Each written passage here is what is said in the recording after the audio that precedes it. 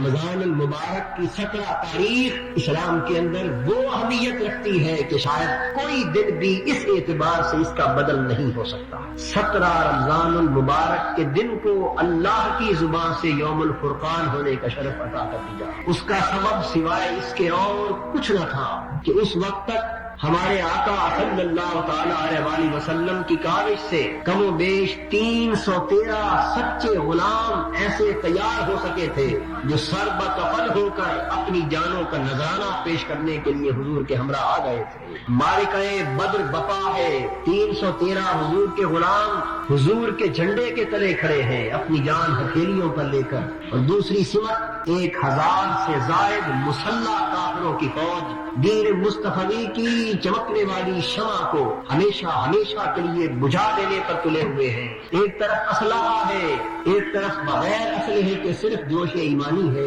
ایک طرف فوج کی کثرت ہے اور ایک طرف چند حضور کے غلام اللہ پر بھروسہ رکھ کر حضور کے قدموں میں جان نثار کر دینے کی امنگ لے کر آئے ہیں۔ اس ماحول کو دیکھ کر آقا دو جہاں کے دونوں ہاتھ اللہ کی بارگاہ میں اٹھ گئے، اور وہ اٹھتے ہوئے ہاتھ اتنے بلند ہو گئے، اتنی درد اتنا سوز پیدا ہو گیا حضور کی دعا میں کہ اس کیفیت دعا میں یہ خیال بھی نہ رہا کہ آقا کی کملی شانوں سے نیچے گر گئی، اور حضور عرض کرنے لگے باری تعالیٰ میری یہ ساری کی ساری 313 افراد پر مشتمل پونجی ہے، آج اگر یہ لٹ گئے، آج اگر ان کو شکست ہو گئی تو سن لے کہ صفحہ ہستی پر تیرا نام لینے والا کوئی نہ ہوگا۔ نبی اکرم صلی اللہ تعالی علیہ وآلہ وسلم کی زبان اقدس سے ان کلمات کا ادا ہونا تھا کہ باری تعالیٰ نے جواب دیا میرے پیارے حبیب آج اگر